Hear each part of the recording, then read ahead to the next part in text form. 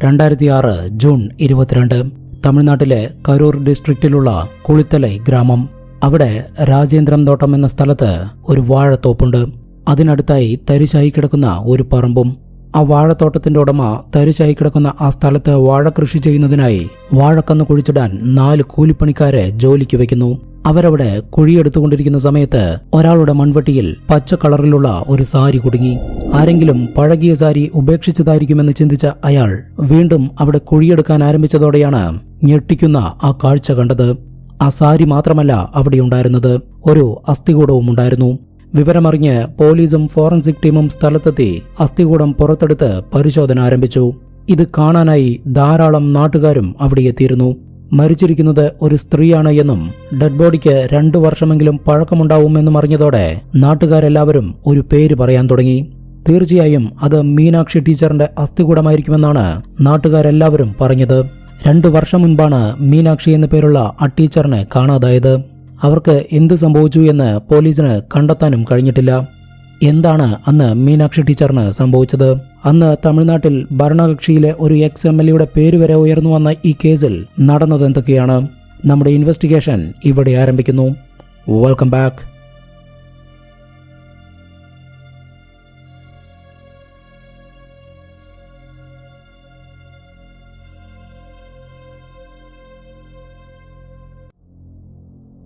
കരൂർ ഡിസ്ട്രിക്റ്റിലെ കുളിത്തലൈ എന്ന സ്ഥലത്താണ് ജ്യോതിരാമലിംഗവും അദ്ദേഹത്തിന്റെ ഭാര്യ മീനാക്ഷിയും താമസിച്ചിരുന്നത്.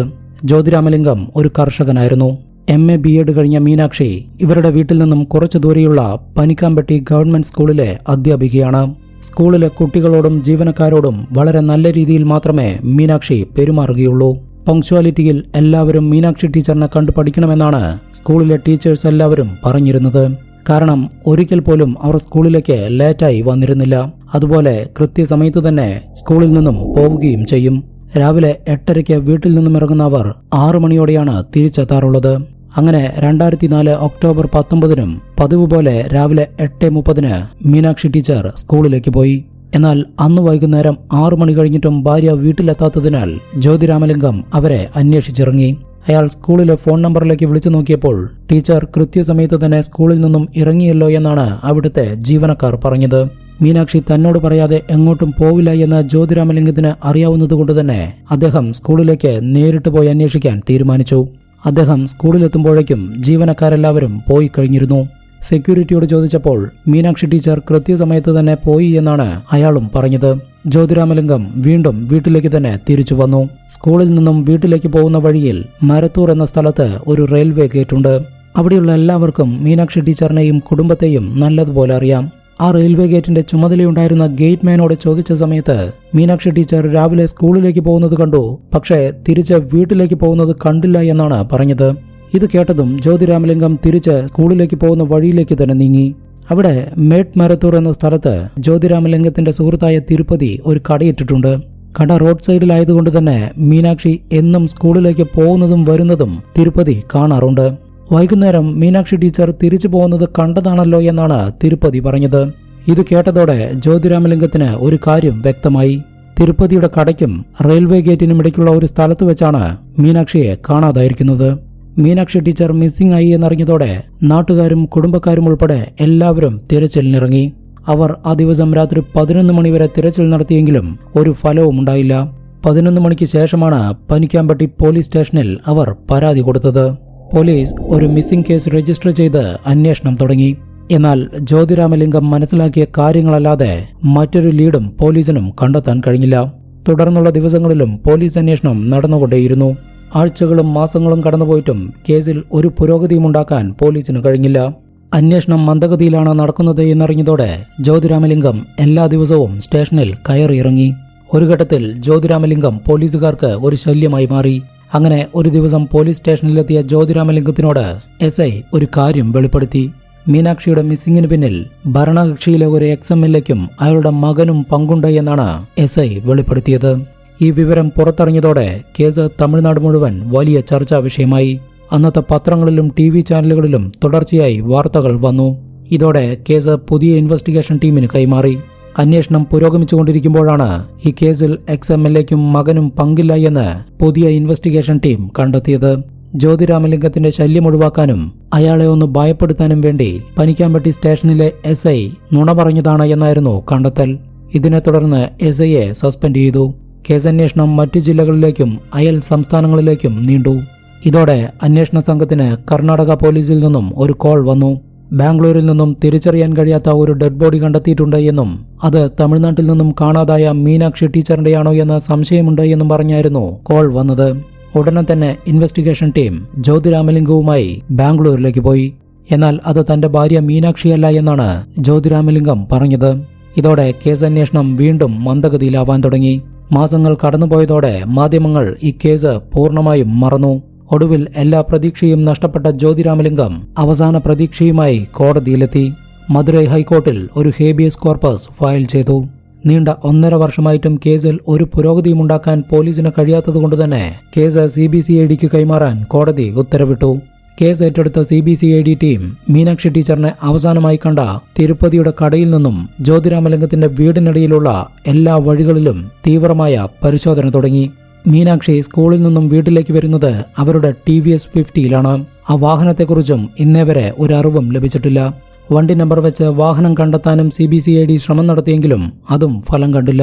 അങ്ങനെ CBCIDക്കും കേസിൽ യാതൊരു ഇംപ്രൂവ്മെന്റും ഉണ്ടാക്കാൻ കഴിയാതെ ദിവസങ്ങൾ കടന്നുപോയിക്കൊണ്ടിരുന്ന സമയത്താണ് 2006 ജൂൺ 22-ന് തുടക്കത്തിൽ പറഞ്ഞതുപോലെ രാജേന്ദ്രൻ തോട്ടം എന്നൊരു സ്ഥലത്ത് നിന്നും ഒരു സ്ത്രീയുടെ അസ്ഥികൂടം കണ്ടെത്തിയത്.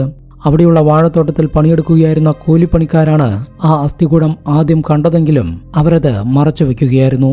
സംഭവം പുറത്തറിഞ്ഞാൽ പോലീസ് നമ്മളെ തന്നെ പ്രതികളാക്കുമെന്നും ഒടുവിൽ നിരപരാധികളാണ് എന്ന് തെളിയിക്കാൻ വേണ്ടി കോടതിയിലും പോലീസ് സ്റ്റേഷനിലും കയറിയിറങ്ങേണ്ടി വരും എന്നുള്ള ഭയമാണ് അവരെ അങ്ങനെ ചെയ്യാൻ പ്രേരിപ്പിച്ചത്. ആ തൊഴിലാളികളുടെ വീട് ആ പറമ്പിനടുത്തു തന്നെയാണ്.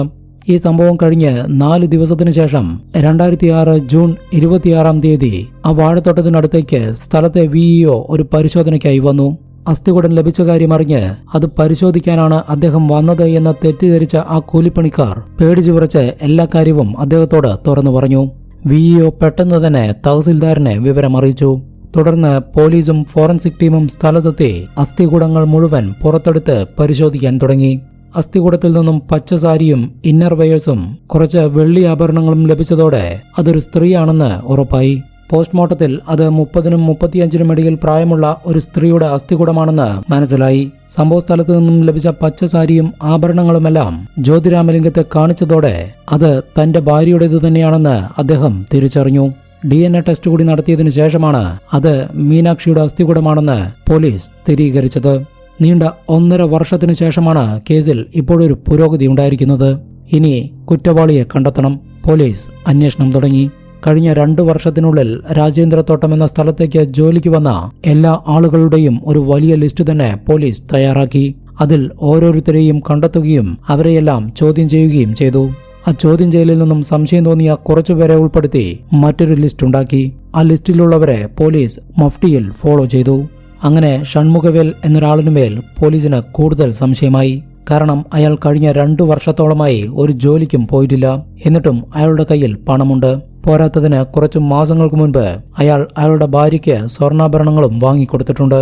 കൂടുതൽ കാര്യങ്ങൾ ചോദിച്ചറിയാനായി പോലീസ് വീണ്ടും ഷൺമുഖവേലിനെ സ്റ്റേഷനിലേക്ക് വിളിപ്പിച്ചപ്പോൾ ഞാൻ സ്ഥലത്തില്ല എന്നും കുറെ ദൂരെയാണെന്നും പോലീസുകാരോട് നുണ പറഞ്ഞു. ഷൺമുഖവേൽ ഒളിവിൽ പോവാനുള്ള സാധ്യത മുന്നിൽ കണ്ട പോലീസ് ഉടനെ തന്നെ അയാളെ കണ്ടെത്തി അറസ്റ്റ് ചെയ്തു. മീനാക്ഷി ടീച്ചറിന്റെ കൊലപാതകത്തിൽ തനിക്കൊരു പങ്കുമില്ല എന്നാണ് ഷൺമുഖവേൽ തുടക്കത്തിൽ പറഞ്ഞതെങ്കിലും പോലീസ് ചോദ്യം ചെയ്യലിന്റെ രീതികൾ മാറിയതോടെ അയാൾ എല്ലാ കുറ്റങ്ങളും സമ്മതിച്ചു. ഷൺമുഖവേൽ ഒറ്റയ്ക്കല്ല ഈ കൊലപാതകം നടത്തിയിരിക്കുന്നത്. അയാളുടെ ഫ്രണ്ടായ കുമാറിനും ഇതിൽ പങ്കുണ്ട്. അധികം വൈകാതെ തന്നെ കുമാറിനെയും പോലീസ് കസ്റ്റഡിയിലെടുത്തു. തങ്ങൾക്കിനി രക്ഷപ്പെടാൻ സാധിക്കില്ല എന്ന് മനസ്സിലാക്കിയ അവർ രണ്ടുപേരും പോലീസുകാരോട് എല്ലാ സത്യങ്ങളും തുറന്നു പറഞ്ഞു. അവരുടെ കൺഫെഷൻ ഇങ്ങനെയാണ്. കൊളുത്തലൈ ഭാരതി നഗറിലെ ഷൺമുഖവേലും മരത്തൂറിലെ കുമാറും കെട്ടിട നിർമ്മാണ തൊഴിലാളികളായിരുന്നു. നല്ല സുഹൃത്തുക്കളും മദ്യപാനികളുമായിരുന്ന ഇവർ കാശിനു വേണ്ടി ചാരായം വിൽക്കുന്നത് പതിവാണ്. ഇതിൽ ഷൺമുഖവേലിന്റെ ഭാര്യയുടെ വീടിനടുത്താണ് ജ്യോതിരാമലിംഗവും മീനാക്ഷി ടീച്ചറും താമസിച്ചിരുന്നത്. ഭാര്യ വീട്ടിൽ പോവാറുള്ള സമയങ്ങളിലെല്ലാം ഷൺമുഖവേൽ അവിടെ വെച്ച് മീനാക്ഷിയെ പതിവായി കാണാറുണ്ട്. എല്ലാ ദിവസവും ധാരാളം സ്വർണ്ണാഭരണങ്ങൾ ധരിച്ചാണ് മീനാക്ഷി സ്കൂളിലേക്ക് പോകുന്നത് എന്ന് ഷൺമുഖവേൽ ശ്രദ്ധിച്ചിരുന്നു. അങ്ങനെ സംഭവം നടന്ന ദിവസം ഷൺമുഖവേലും കുമാറും മദ്യപിക്കാൻ കയ്യിൽ കാശില്ലാത്തതുകൊണ്ട് ഇനി എന്തു ചെയ്യണമെന്ന് ആലോചിച്ച് നിൽക്കുകയായിരുന്നു.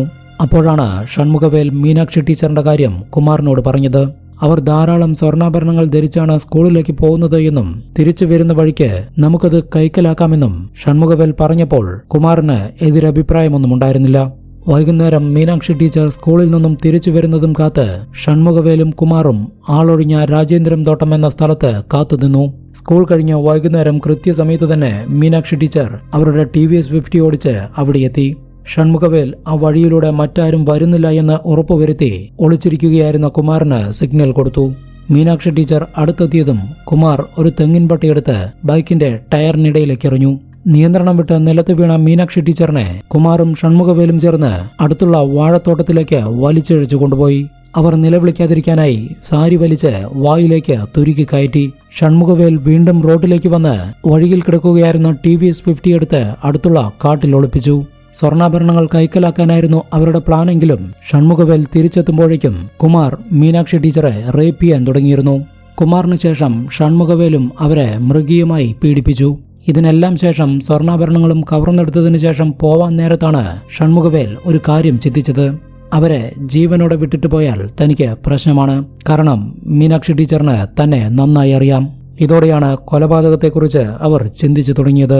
കൂടുതലൊന്നും ചിന്തിക്കാൻ നിൽക്കാതെ ഷൺമുഖവേൽ കയ്യിലുണ്ടായിരുന്ന അരിവാളെടുത്ത് മീനാക്ഷി ടീച്ചറിന്റെ കഴുത്തറുത്തു. അതിനുശേഷം ആ വാഴത്തോട്ടത്തിനടുത്തുള്ള പറമ്പിൽ കുഴിച്ചിട്ടു.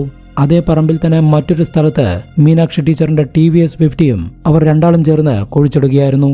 കൊലപാതകം നടന്ന് ആഴ്ചകളും മാസങ്ങളും കഴിഞ്ഞിട്ടും പോലീസിന് യാതൊരു തെളിവും ലഭിക്കാത്തതുകൊണ്ട് തന്നെ ഇനി തങ്ങൾ പിടിക്കപ്പെടില്ല എന്ന ആത്മവിശ്വാസത്തിലായിരുന്നു ഷൺമുഖവേലും കുമാറും ജീവിച്ചിരുന്നത്. ഇവർ വിറ്റ ആഭരണങ്ങൾ ഉൾപ്പെടെ 71ഓളം തെളിവുകൾ പോലീസ് കോടതിയിൽ സമർപ്പിച്ചു. അങ്ങനെ 2007 മാർച്ച് 23-നാണ് ഈ കേസിലെ വിധി വന്നത്. രണ്ടുപേർക്കും ജീവപര്യന്തം തടവ് ശിക്ഷയാണ് ലഭിച്ചത്. അങ്ങനെ വർഷങ്ങൾ കടന്നുപോയി. ഒരിക്കൽ പോലും ഷൺമുഖവേലിനെ കാണാൻ അയാളുടെ കുടുംബത്തിൽ നിന്നും ഒരാൾ പോലും ജയിലിലേക്ക് വന്നില്ല. ഇതിന്റെ മാനസിക വിഷമത്തിൽ 2014 സെപ്റ്റംബർ 17-ന് ഷൺമുഖവേൽ ജയിലിൽ വെച്ച് ആത്മഹത്യ ചെയ്തു. കുമാർ ഇപ്പോഴും ജയിലിൽ ശിക്ഷ അനുഭവിച്ചുകൊണ്ടിരിക്കുന്നു. എന്താണ് ഈ കേസിനെ കുറിച്ചുള്ള നിങ്ങളുടെ അഭിപ്രായം? കമന്റ് ചെയ്ത് പറയൂ. പുതിയൊരു ഇൻവെസ്റ്റിഗേഷൻ സ്റ്റോറിയുമായി അടുത്ത വീഡിയോയിലൂടെ കാണാം. ബൈ.